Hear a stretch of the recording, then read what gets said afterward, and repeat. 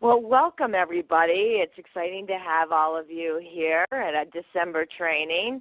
Thank you for joining us here at Part 1 of ECT. I recognize a lot of your names. Welcome. And in fact, some of you have been at an environmental communication teaching training before. If you have, if you would please raise your hand. We'll get you using some of the controls here in the Ready Talk. Some people can see. People who have, and some of you are ECT trainer. I know that Jill from Wisconsin has done some ECT training before, and some other people here have been to ECT presentations at some of the national conferences that Susan McCluskey has done, or some of the other trainers in environmental communication teaching. So thank you for joining us here. This is a training that's been around for quite a while, and one that gained ground in the early 90s and then has pushed through the 2000s. And I'll tell you, it's one that I stick with because it truly has proved itself as teams do their own data collection while they're in the process of learning the strategies. And it has come through from the early communication systems right through now we're using it with students that are using the AAC apps. And as we look at why people have used ECT and why it was developed, and kind of meets the needs of many of the questions that we have where people that are trying to implement augmentative and alternative communication in the classroom with students that have complex communication needs across the spectrum of complex communication needs, from students that have systems because it is truly their alternative means of communicating, and students that have systems as backup for their communication needs when people don't understand their voice. We have people that have systems in their classrooms, including AAC apps on tablets or on iPads that people are using for a variety of reasons, but we also have AAC systems that go unused. We have people that have devices that are assessed for and purchased, and then they don't have any implementation plans, so ECT becomes the impetus for their implementation. And then we also have people that come and ask me for strategies because the strategies that they've suggested don't go used, or they're often met with doubts. For those of you that haven't attended a training or workshop that I've done, my background is as a special education teacher. I actually got involved in using augmentative and alternative communication systems as a parapro in an Easter Seals preschool program where I used to work in the Philadelphia area. And as many of you maybe learned about communication systems because one was handed to you, and it was that make it work moment. And I had a student who we were very much in that situation with, that a system was assessed for him at a clinic, not within our own environment, but it was one that was determined by other people that it was needed for him. We certainly knew that he was struggling with communication. He was using sign language but was unable to make a wide range of signs. And the paper communication boards that were made for him weren't able to go beyond the language that he needed within our environment and within his home environment as well. And he also needed voice output for lots of different reasons. And so he needed a system. We didn't have the capacity within our school at that point to determine all of the features that communication systems had. And there was a clinic at that time that had those capacities to do that.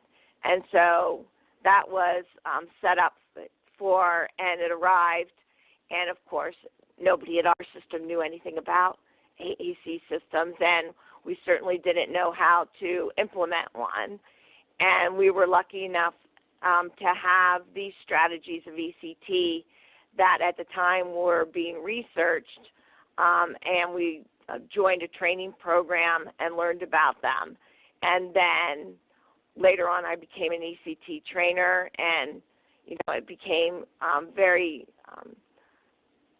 soon thereafter realized that many of these strategies were things that other people needed to know about, and was able to take that information on the road. So that I know a little bit about you and your background, we have the AbleNet poll here for you to click on so we can see who's joining us today and what your backgrounds are. As I said, my background first was as a paraprofessional, and then I became a teacher in special education classrooms from early childhood through elementary school and high school. And then I worked as an assistive technology specialist in a five-county area in southeastern Pennsylvania. And then I worked for a statewide project for a number of years. And now for the last 15 years, I've been a self-employed consultant that goes around the country doing training and consulting. I'm lucky enough to work with about 50 teams per school year. About half my work is in the area of implementing augmentative and alternative communication, and the other half is in electronic reading and writing tools. So as you can see here on our display, we have a variety of people joining us. Of course, we top out mostly with speech-language pathologists who I work with on a weekly basis as people are learning to use electronic and non-electronic communication systems in the classroom. We're going to be looking today at the strategies of environmental communication teaching that look at the idea of classroom-based activities in the curriculum, and looking at how we arrange the environment to promote communication, and looking at how we have prompting hierarchies that work towards communication and don't inhibit communication. All of this is about the purpose of communication itself, and that when you're looking for what drives communication and what really sets the purpose for communication for our students are with these three ideas that we work on constantly within ECT, which is, what are students doing? You don't just get a communication device or download an app one night and have kids talking the next day. It really is all about what's going on in the classroom. And if you don't have anything that's going on, there's nothing for kids to talk about. They don't just talk about because you put pictures in front of them. It's what's going on in the environment and how your environment is arranged within your classroom for them to have something to talk about. And then, of course, you and your partner strategies are critical. If you are always doing the talking, then there's no airspace for them to be communicating within. And so the strategies of ECT really heighten this purpose for kids to be communicating, that it isn't just all about the communication system itself. It's a two-part training because it takes us a while to get through all of these strategies. These strategies of ECT are based upon a grant. It was a grant that was supported by federal funds.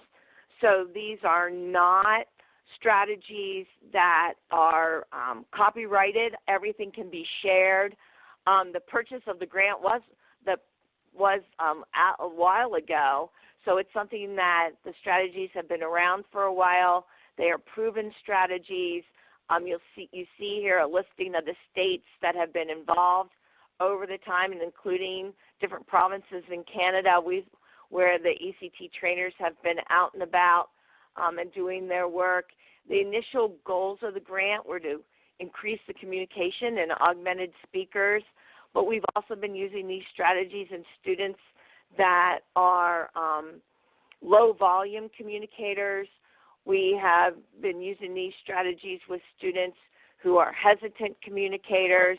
And then the other part of the grant was to really look at about impacting classroom staff to implement strategies through a variety of adult learning strategies as we look for them to use the strategies beyond the training, that it's not just something that they do during the course of the year that they're going through the strategies. For the purpose of doing one-day workshops and 1 hour and 2 hour presentations, I've brought together the strategies into a 5-step process where today we're going to look at the first 3 steps of the process here in this hour, where how do you gain on the beginning parts of ECT or through the types of activities that you focus on. Certainly we're looking for students to communicate throughout the entire day, but we're looking at particular activities where the entire classroom staff is focusing on communication so that you can really hone in on strategies that will be carried on throughout the classroom day. We look at how do you prepare for communication interaction and how you can get classroom staff to learn strategies. And I'm really focusing on classroom staff, not that it's not the related service people, but we really need to have the people that are with students all day long thinking about communication, because these are the people that are the make it break it people for whether or not a communication system is going to be integrated. If we think that the majority of students who need to use communication devices and communication apps are going to be able to learn to use those devices and apps in an isolated setting, such as pulling them out for therapy in a little room and learn how to use that device, and for those students to then transfer that knowledge back into the classroom. I will tell you, in my 32 years of doing this, it's just a few students who have been able to transfer that knowledge and use it back in the classroom. Most of our students need to learn to use their systems in the environment in which you want them to use and communicate. Just like typically speaking individuals, like our babies, learn to talk right in the environment where they're going to be talking to you, so do our children who are going to be using communication systems as their voice, because it is their voice. It's not a task to be done. It's not just a skill to be learned and checked off an IEP. This is their voice, and everyone needs to learn. This is your children's voice in their classroom, so they need to learn to use that voice in their classroom. They don't learn it as a skill outside of the classroom and then transfer it back in or learn it by some osmosis or by some magic. It has to happen in your room. So teachers, welcome it. You want this to happen in your room. That's the best way for kids to learn. And I can't say that more than I am right now and put more emphasis in on it. I'm a classroom teacher. That was my beginning after I was a parapro. And I just can't tell you enough, it has to happen in your room. So how do we get there? Theory never becomes reality unless you practice it. You can't just learn it and listen to me right now without going back and practice. So what I'm going to encourage you to do is to take the things that I talk about here and use them between now and next week, and come back and think about the things that I talk about today, go and practice the first couple of steps, and then come back to next week's workshop and use the next couple of steps. There's always things to be able to do. I'm going to go through a couple of strategies, and then I'm going to show you a couple of videos, and then we'll come back and talk about a couple more strategies. It just gets too clunky here in the Ready Talk conference situation if I go in and out and keep showing you videos, because it takes a little bit for you on your end to go with me down into the video mode. What we do know, what helps for implementation, is for the team to be working together. Ideally, when I'm working with groups in a training situation, what we know from the original ECT workshops, from the original ECT training and research, is it takes that classroom teacher, the speech-language pathologist, and if there's a one-on-one or an instructional assistant, it takes that group working together for this to happen. And if there are additional members to the team that's working closely with the student, we've had those people welcomed into the training. And the training's been done in lots of different ways. I do the training virtually with people, where we get them started through webinars or through an on-site after-school training where people discuss where they're going to start, focusing in during that student's day, and then we do videos through Dropbox, and I send feedback to people that way. I come out on site and see activities working on site. So there's lots of different ways that we can follow up with it once people get the initial core information.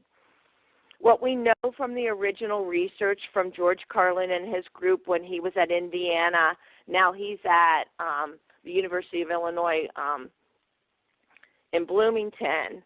But with that initial research, we know that the activities are the foundation in which our students learn to communicate, and that they have a focus for them to communicate, that the task is a solid foundation. And we can look at different kinds of communication activities based upon the kind of communication that you want to be focusing on for students.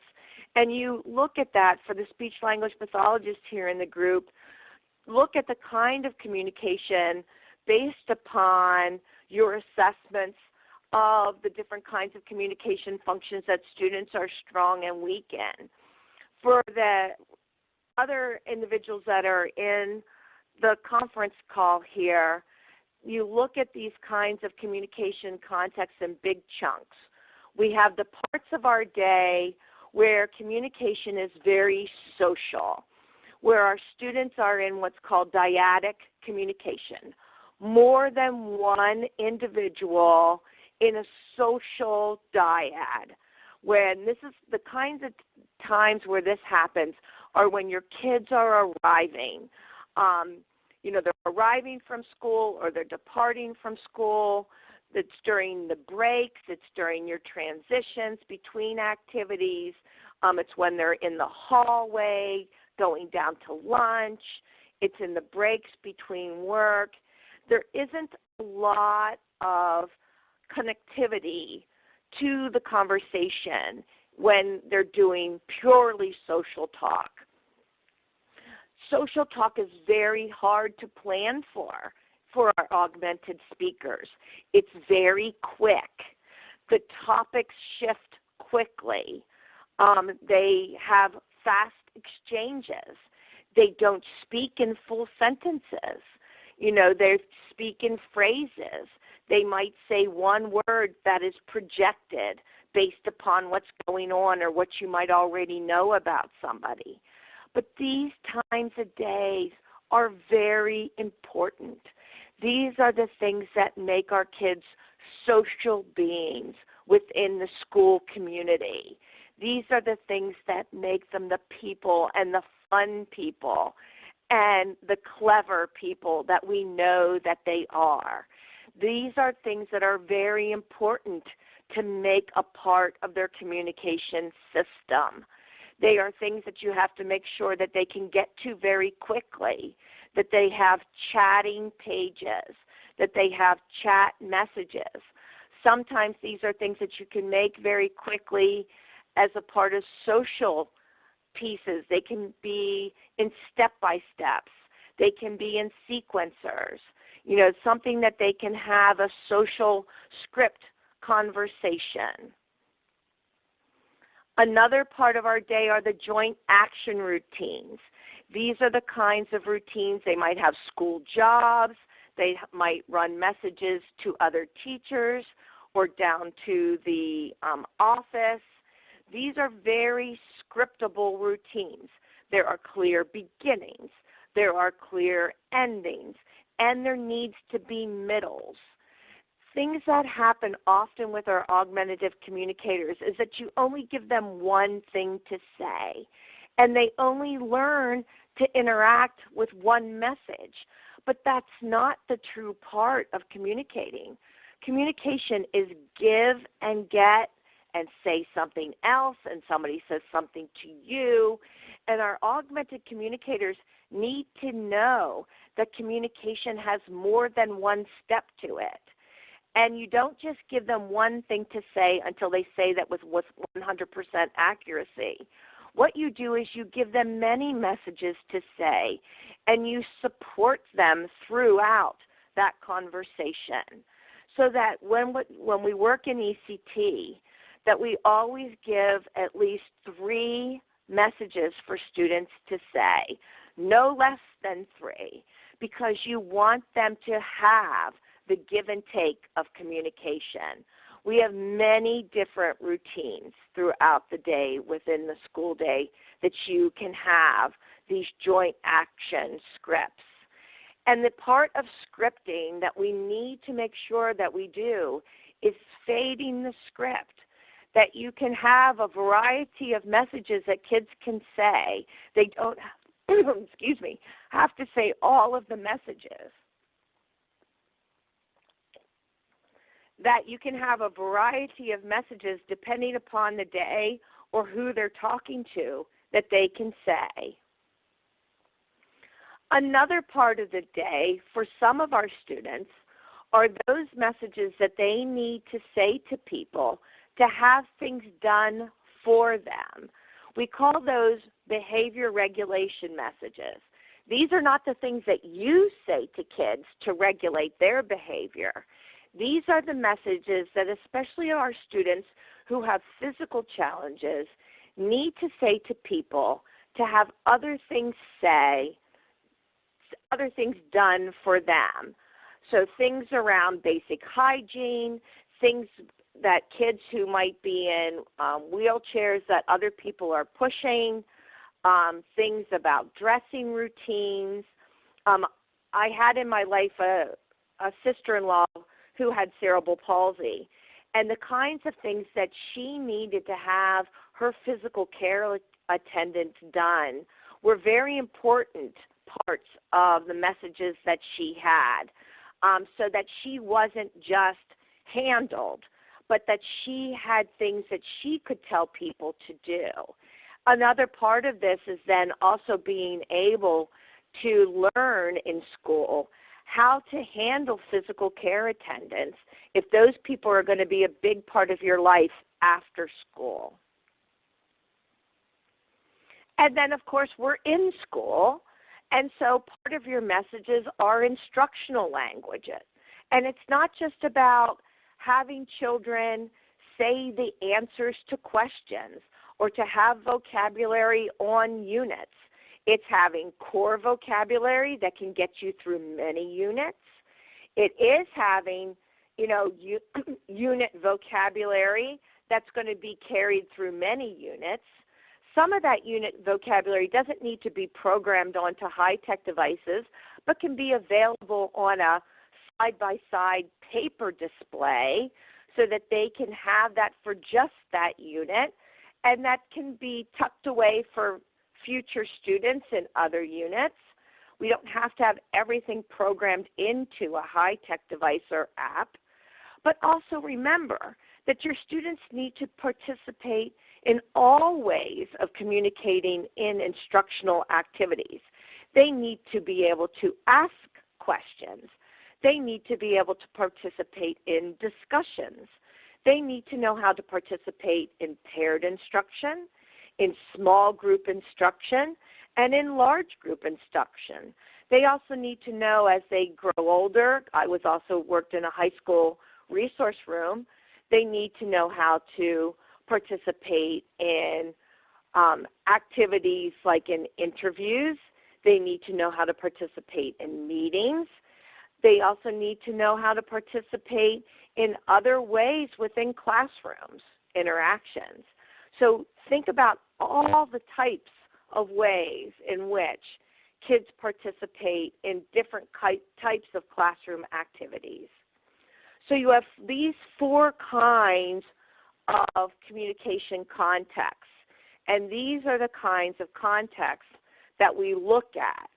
Part of the handouts for this webinar have a planning guide that you can look through the schedule of your day and look at which periods of the day promote each different kind of context.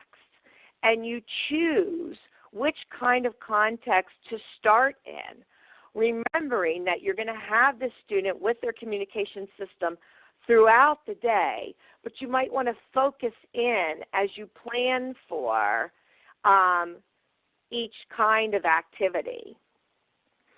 As you pick an activity, you want to structure that activity, and you look at how does that activity occur within the natural environment. For the speech language pathologists and for the other related service people that are going into somebody else's classroom, you want to look at how does the routine work within that environment. What are the specific skills that are required throughout the activity? Then look at your student. What is the discrepancy between how they currently communicate and what's your desire for how they will communicate? What are the kind of existing communication messages that they have, and what are the new communication requirements that you want to add to what they are saying? And that's how you figure out what are new messages to develop. You don't want to start from scratch. Start from what they already have within the system. Teach them the messages, because there's probably, if you have a communication-rich vocabulary already, start teaching them the messages that are already within that vocabulary, and then develop new messages. Don't start and create a new page. Start from the core vocabulary that's already in that system. If you're starting from a blank system, look at already developed systems, use a core vocabulary strategy, and then add to it with specific messages that aren't developed within that core message system. For people that are looking for a school-based core vocabulary message system, you might want to look at the research that's being done out of the University of North Carolina, Chapel Hill, with Dr. Karen Erickson and Dr. Penny Hatch, and I can give you that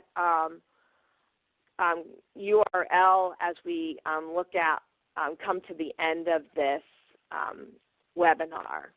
They've got a paper that they presented at Isaac 2012 and 2014, and on their website, the paper that Penny presented at Isaac 2014 has a list of those core vocabulary messages. You would present them in a 4-message display, a 9-message display, a 12, a 20, and it builds up from there.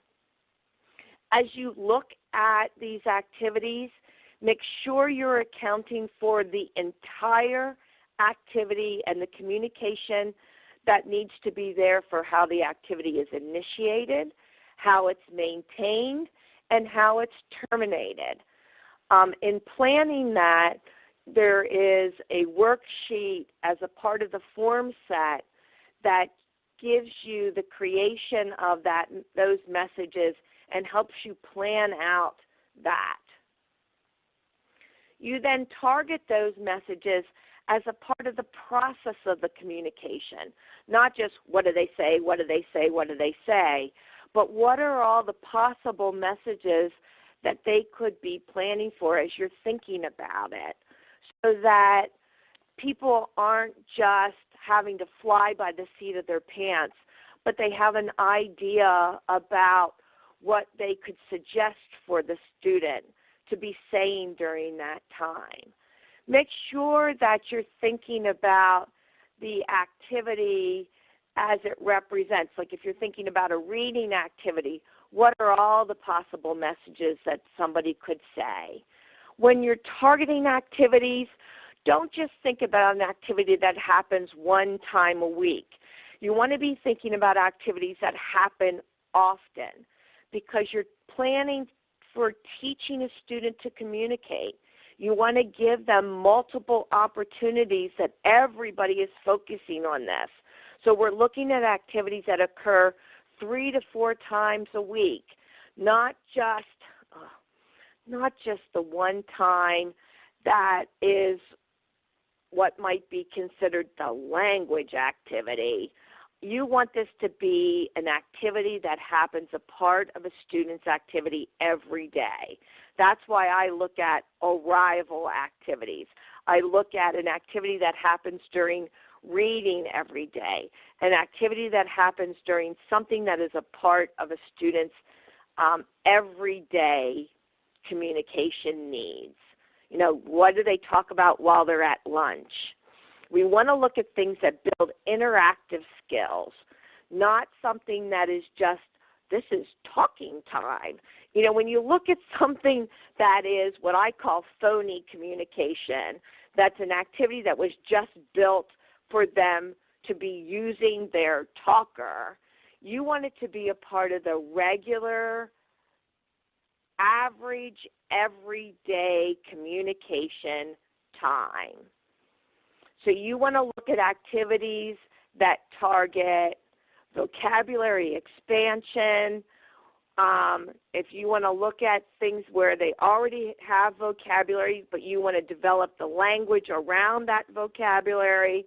For some students, we're looking at targeting their multimodal communication. We have kids that use sign language and they use their communication device. We have kids that use their own natural voice and then back that up when people don't understand their natural voice. Then they go to their communication system. So we target some activities purposefully because they use their own natural voice, and then people don't understand it, and we then specifically say use your communication system because they're not understanding. I see there's a question about giving you an example through a case study. I'm building up to that moment with a video, and it's just because of the nature of the Ready Talk conference. If I go in and out of videos, we lose a little bit of time.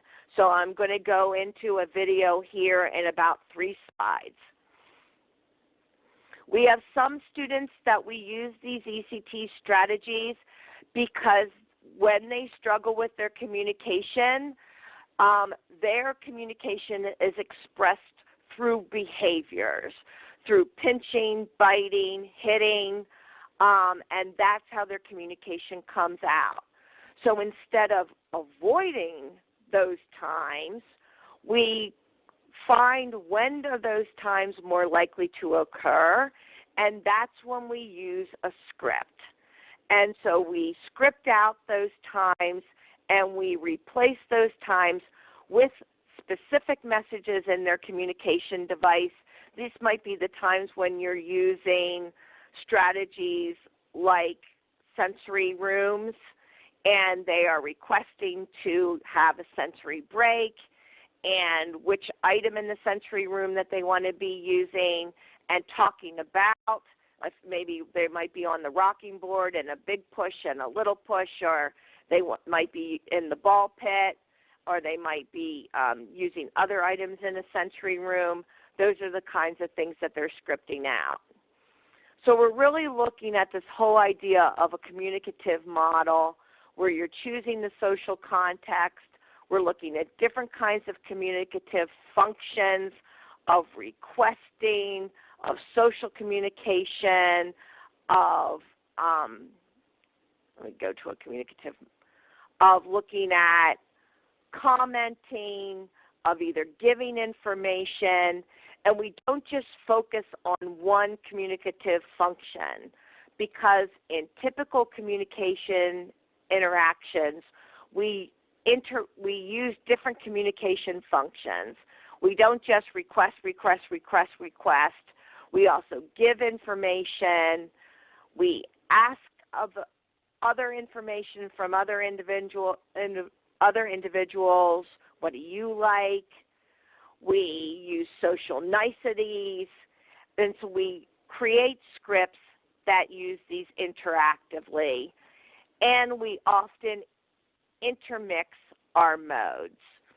So let me now, I'm going to go out of the PowerPoint, and I'm going to go and give you some examples here in video form. So it might, depending upon whether you're looking at this on a computer or through an iPad, it might take a little bit of time to go out and get to my desktop here so that I can share my videos with you.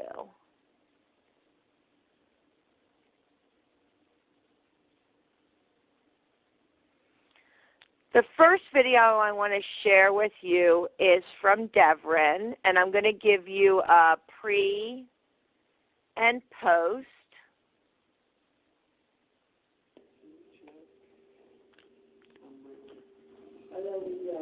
Hey! Yeah, get down, dude. Devrin is a student that utilizes his own voice, and you might be familiar with his voice based upon how familiar you are with him. The activity that they chose to target with him is when he goes down to the school canteen to interact with somebody who's very unfamiliar with him, which is the luncheonette lady. And he goes down to this canteen every day, and he orders pizza or whatever it is that he wants that day. The money is kept within the school, within his classroom, his homeroom, resource room. So he has to go back to the resource room to get his money from either the teacher or one of the paraprofessionals. And then he sometimes has one of those people go down with him to the canteen. Sometimes it's to translate what he's saying. So you're going to watch just a little bit here of his pre-video, which when people are using video, when people are doing these activities, I always suggest that you use video as one of your data collection strategies. Go ahead. Hey, Devrin, it's time for you to go get your lunch.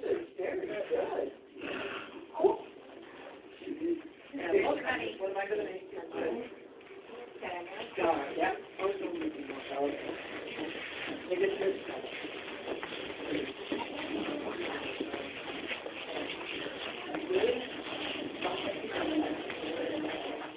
Of course, some of the reasons that we use augmentative communication is so that our students can be more independent of us having to do things like travel with a high school student down to a canteen.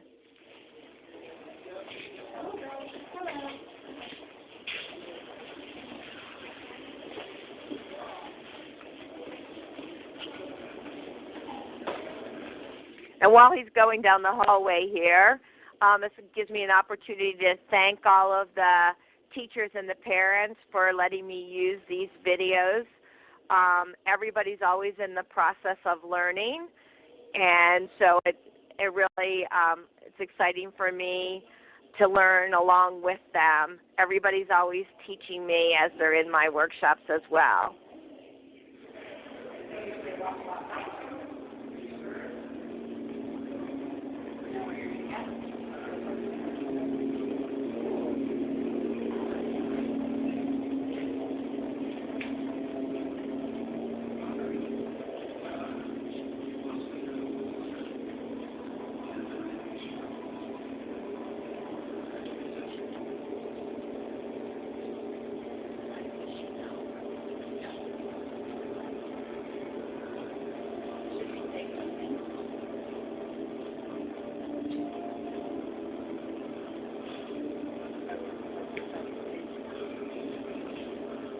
So you see how she has to look to the teacher to find out what Devrin has said.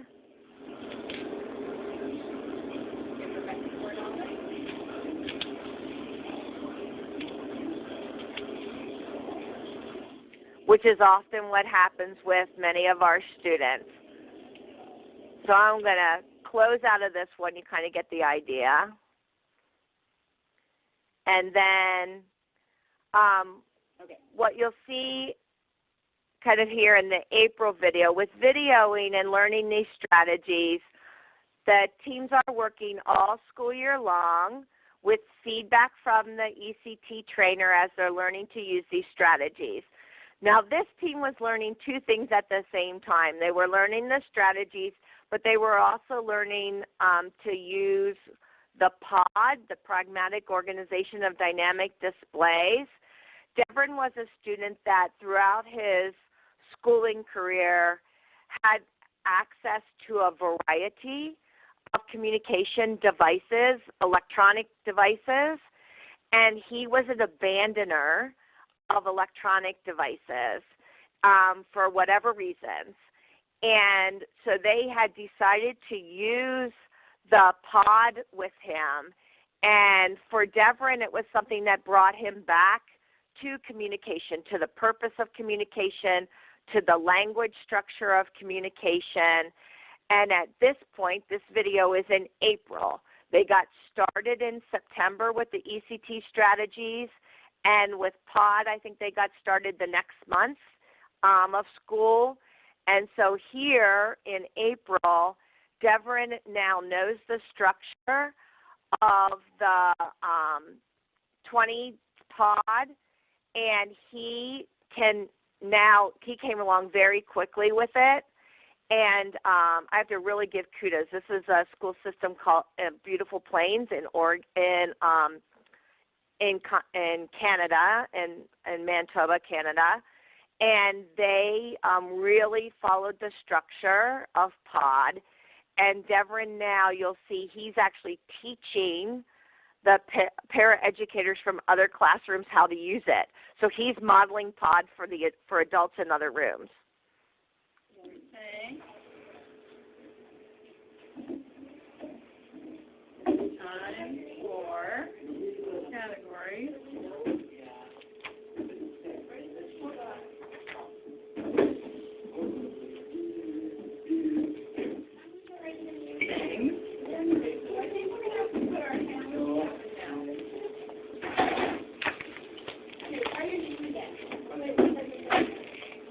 You need money.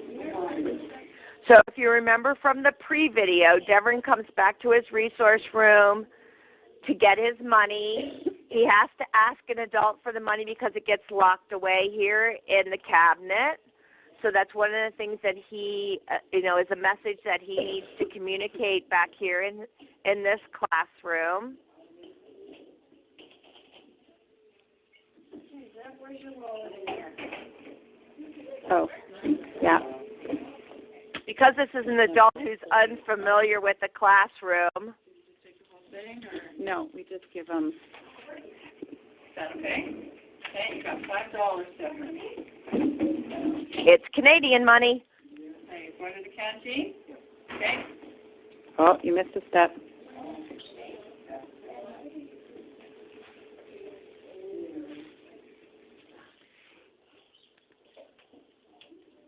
More to say. Time for categories. School.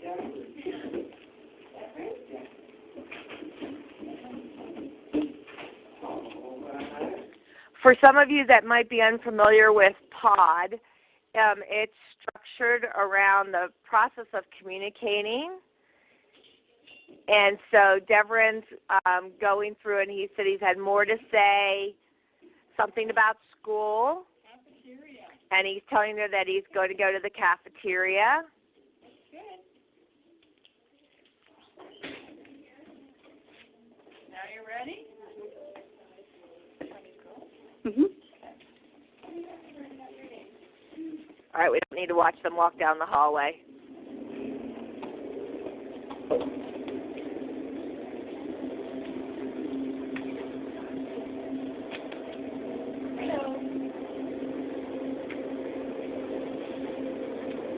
More to say.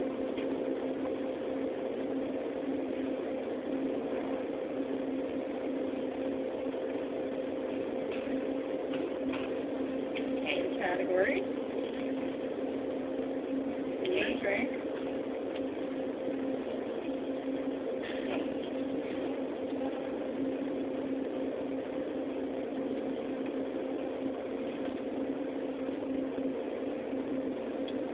Drink.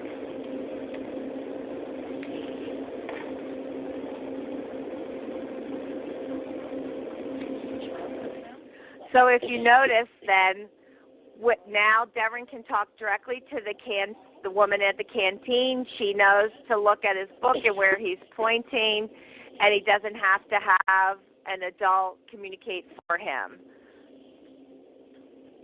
So that's one example. Of course, that's with the book, The Pod. I'm going to go on now to Emma. Emma, actually was in ECT 2 years, once with her in grade 6, and she, at that point, was using a Go Talk. Emma, the bus is ready to go.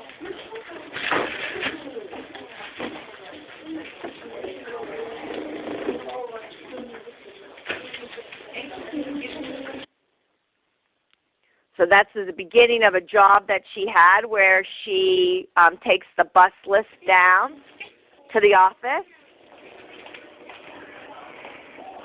Mom.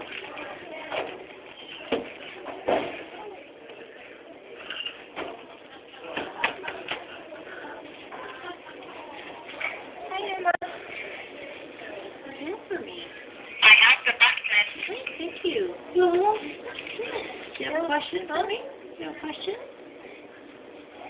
you have a question, Emma? Do you have mail? Mail for who? For Miss Bob. No mail today. Bye, Emma. Thank you. So she, for her classroom teacher, she goes down to the office. She delivers mail.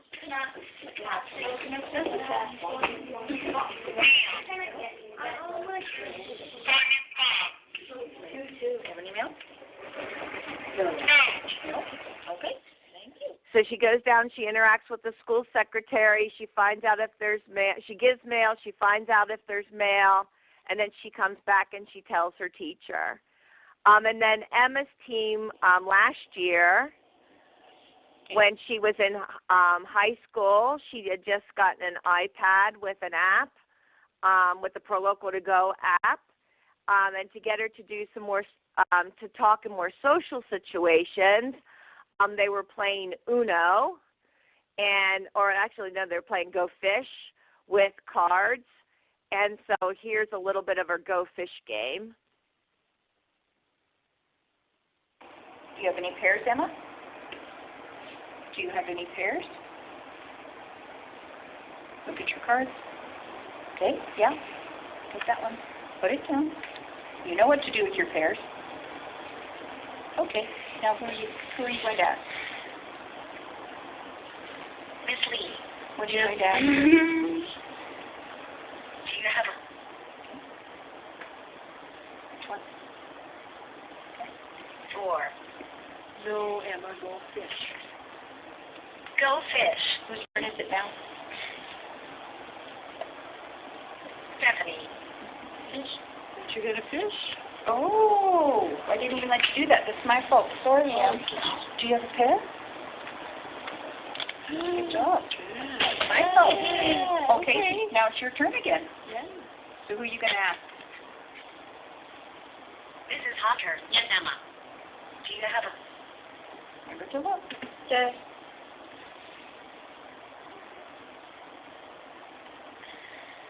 Oh, you're trying to figure out? Jack? Now, of course, we're trying to teach her how to play Go Fish as well as vocabulary at the same time, which can become challenging. But with this working, you don't see the other students around the table, which also becomes quite a challenge.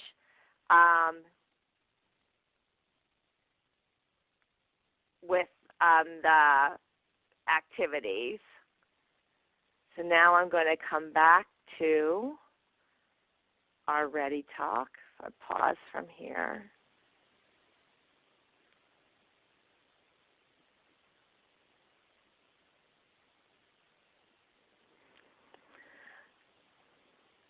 So the beginning parts of looking at your day, looking at the different activities of the day, looking at the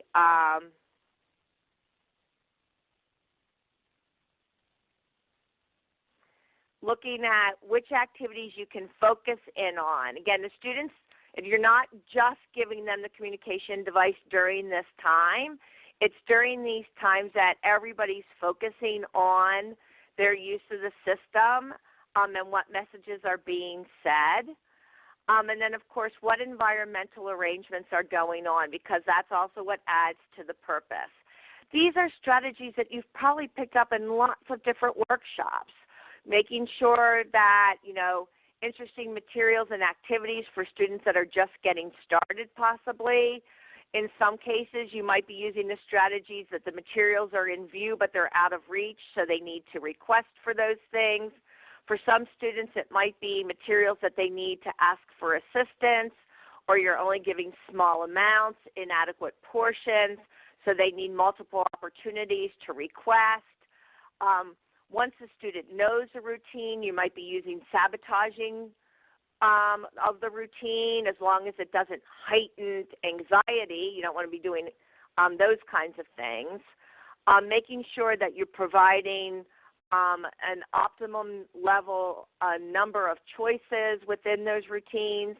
For some students, you might need to provide scheduling boards so that they know the order of the routine, and the schedule board shows them the order rather than you talking them through. Some kids that have a voice, we might be giving them a picture prompting system to remind them of the kinds of messages that, or give them kind of cues for talking, little scripts for talking. Those are often strategies. We often look at what are the kinds of things that you need to remember if you're creating your own display or you're working within a structure, making sure that you give messages that have potential to be generalized, making sure that adults are involved in the activity. Sometimes adults have their own display so that they can be modeling. Make sure that you are modeling on a display. What I often tell my teachers that if you want to have students that are symbol talkers, you also need to be a symbol talker yourself. Often our students are the only kid in the classroom that has a symbolized display for communication. And you need to be a symbol-rich environment in order to create a student who is a symbol communicator. So do lots of modeling. if you want them to be using their symbol display. It's a critical part. In the next part 2, we're going to be working on more strategies for you, the communication partner, and we're going to be working on probably the big critical component of ECT, which is the communication-based objectives, how to pull a script together, because it's that script that will also be the part that helps you do data collection and ways of looking at how do you move students forward based upon that script. So our next webinar is going to be next Thursday, December 18th. Plus, both of these webinars will be up on the AbleNet University so that people that weren't able to join us today will be able to download those. The big part of ECT is always to remember that you need to set a purpose for students to communicate. The purpose isn't that you bought a device or that you downloaded the newest and biggest app or the most popular app. That's the purpose for you to get them to communicate. But their purpose is based upon what you're doing in the classroom or out in the community or in your home. Why do kids need to communicate? That's what you need to be, an enriched environment that really sets the stage for communication. So you need to work on communication-rich activities. Focus on the environment around that activity, and then we're going to be talking about partner strategies. Bring together these 3 things, and you'll have a purpose for communication. Please remember that you can learn from the mistakes of others. You can't possibly make all the mistakes yourself. You might think that you are. We use video so that we can capture all of the great moments, but we can also look back at those videos to collect data. If you're looking to replicate ECT, we look at it as a series of sessions where we get foundational material, where we target our students and our activities in the beginning of the year, but you can start at any point. We look at, we're constantly revising scripts. And scripts are really just a foundation. They aren't something that you have to follow through, every piece by piece. But they're just something so that people who are unsure about what to do can get something and get started. And we just follow a sequence throughout the winter or, throughout the school year. And we look at something that we are constantly revising and that we're looking at something that we can do data collection on so that we can follow student success. We also look at doing action planning, and I'm going to talk more about that in the second webinar. And we'll also talk about other kinds of trainings that support. So please do join us for the second webinar. Thank you for joining us today. Please remember that AbleNet University is something that's there. There are other workshops that can support you. And you can find out more information on ECT and other trainings off of my website or other information that we can give you. And thanks again for joining us. It's a quick thing. There's lots of information, but lots of things that you can practice. Thanks again, everybody. We'll continue to answer your questions, and there are other kinds of information that you can get off of the website.